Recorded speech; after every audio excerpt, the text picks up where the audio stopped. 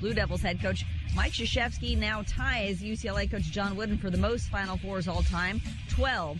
Meanwhile, another Final Four matchup Saturday. It'll be top overall seed Kentucky taking on Wisconsin. NBA Nets knocked off the Lakers 107-99. Brooklyn now a half game ahead of Boston and Indiana for the 8th and final playoff spot in the East. I'm Deb Carson.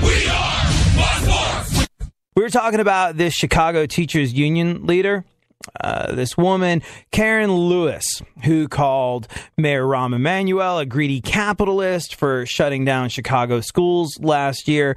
Turns out she makes $40,000 a year more than him.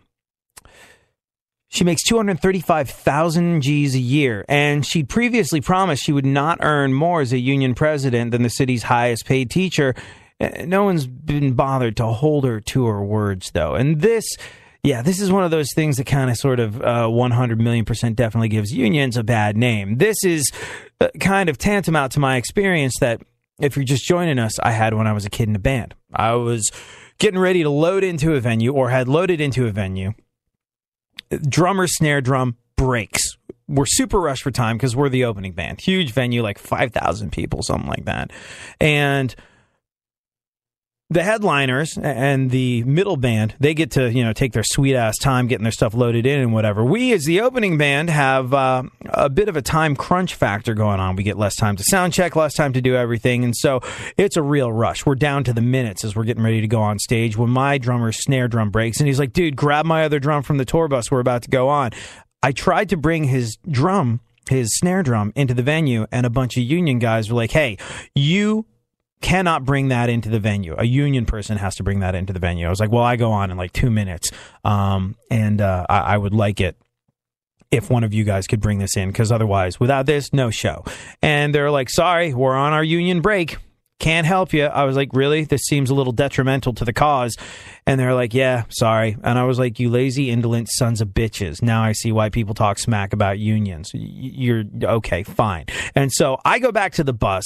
I find like I'm getting a different snare drum. I whilst looking at them, sort of like mutter around and kind of dig through the kind of luggage compartment of our tour bus, come out with the exact same snare drum, walk to the venue, and they go like, hey, we told you can't bring that in here. I was like, oh no, see, I went back to the bus, and this is not my professional snare drum. This is my recreational, everyday, just having some fun snare drum, and I'm going to bring this in because it's not a part of the show. Thanks. And they were pissed. They knew they'd been lied to, but they also knew that they were going to have to step to this like 18-year-old kid and shove him around to get him to stop, and that doesn't look good for anyone. So I just walked in, we play the show, and I leave with a bad taste in my mouth with regard to unions, finding them to be self-serving and detrimental to the purpose of getting anything done, especially when I find out what they got paid to be so useless in terms of helping us get our gear in. Like, if you want to say, hey, you, opening band, fine, you just carry your own stuff, the union guys aren't touching it, that's fine, we would have gotten our jobs done. But they insisted on doing it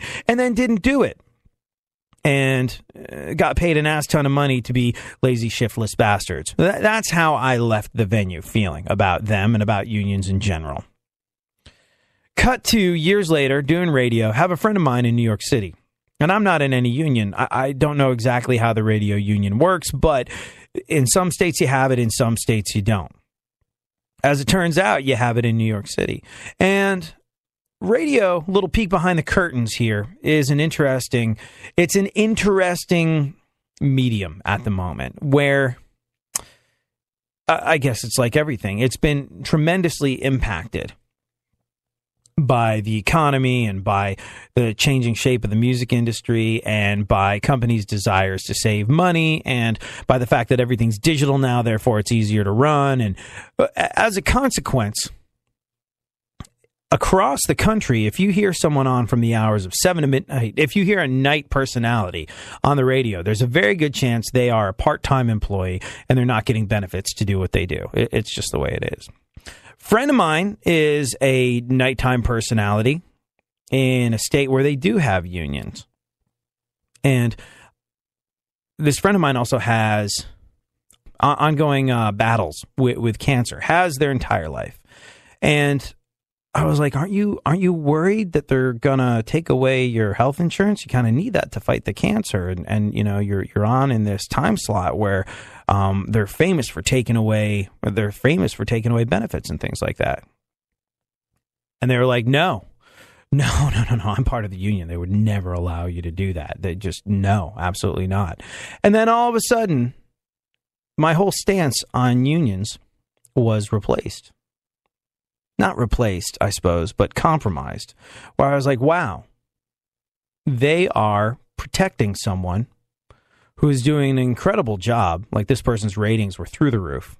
And all of a sudden, how I felt about unions was radically different, because I was like, they are helping to protect what's right and helping to preserve my friend's life. Therefore, I'm going to count those as good things.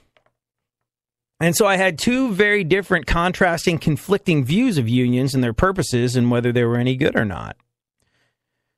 And it really, really sort of, if you think about it, if you believe one thing or another in this particular case, A, unions are good, B, unions are bad. Well, it's not that black and white. It's confusing, isn't it? Like I said, things aren't black and white. There's a lot of gray. And it's in this show that we spend a lot of time finding the truth in this gray area.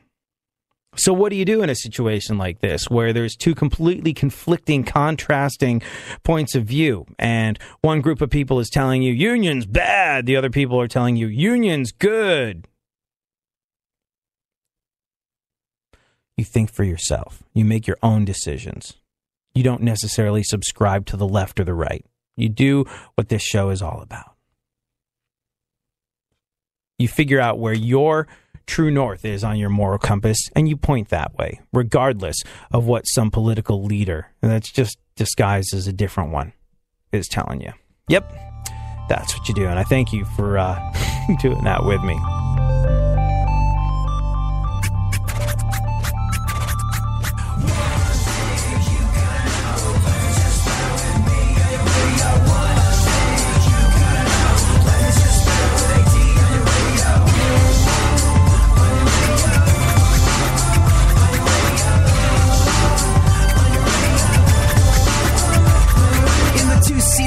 It's you and the senorita, woofer blowing up the tweeter, cause it's me up in the speaker, knocking the mama seat top down like a player, and the sound up in your ears, it is the dopest rhyme say. I run a game like a cheater, I'm balling like they're a cheater, complete on the marathon, I mean the very last meter, competition defeated, cause yo, my voice is just sweeter, so come on, follow the leader, plus I got the dopest of sneakers.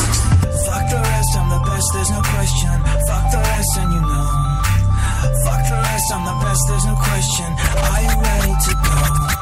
One thing you gotta know, let me just bear with me, and your radio. One thing you gotta know, let me just bear with AD on your radio. On your radio. On your radio. On your radio. Fuck the false modesty, nobody has ever been better, smarter, more clever. I'm winning every endeavor in competition, no, you never see a better competitor. Every fight of vendetta, till a head has been severed. I'm the best that there is. I wake up and piss excellence, and if you're coming to battle on your house, I put up excellence. I'm just here to have a little fucking fun, but it doesn't change the fact that I'm second to none. Fuck the rest, I'm the best, there's no question. Fuck the rest, and you know. Fuck the rest, I'm the best, there's no question. Are you ready to go? One thing you gotta know, let me just bear with me, and your radio. One thing you gotta know, let me just bear with AD on your radio. On your radio. On your radio. Fuck the rest, I'm the rest, there's no question. Fuck the rest and you know. Fuck the rest, I'm the best, there's no question. Are you ready to go? I'm just here to have a little fucking fun, but it doesn't change the fact that I'm so second to none. Fuck the rest, I'm the best, there's no question.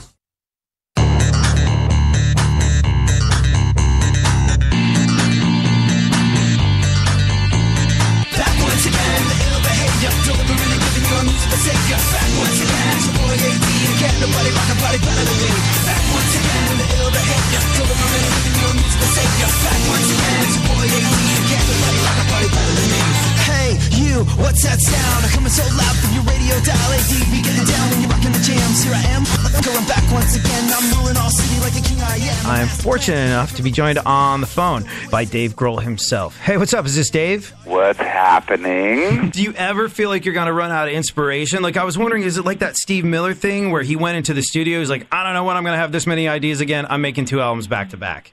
Wow. I mean, no, not at all. Because I also have so many options. Like, if I want to play a show with Foo Fighters, I can go out and stand in the front of the stage with a guitar and do that. If someone asks me to come play drums with them, I can go out and I can do something like that. If someone approaches me and asks me to do a documentary, I can go do that. And so I have all these different outlets, and I almost feel like that then that's not it.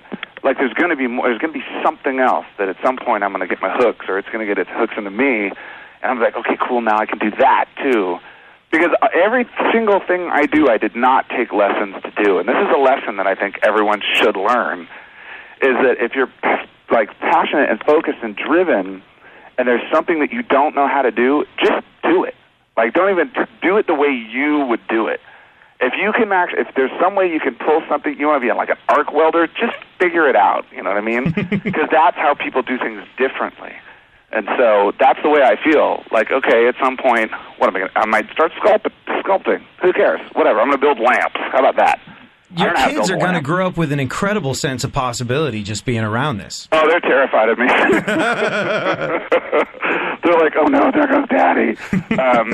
No, yeah, I mean, I try to tell them that. You know, even musically, it's so funny. My daughter, she was trying to learn how to play the flute, and she was just totally discouraged because it's hard, dude. The flute, of all instruments, a wind instrument, the flute is not easy. And she wasn't even putting it together in school, and so I get an email from her teacher, like, you need to talk to Violet. She's not putting her flute together in class. So I looked at her and I said, hey, Boo, I got an email from your teacher. It says you're not putting your flute together. She goes, I know, I'm just not good at it. And I said, well, look, you have 2 options. You can either practice really hard and become a really great flautist, like your grandpa, my dad. Yeah. Or don't play the flute. Why do you want to? What's up with the flute? And then I said, or don't be a musician. You don't have to be a musician. You don't have to be a musician. So she went to school the next day. I was like, my dad said I don't have to play music.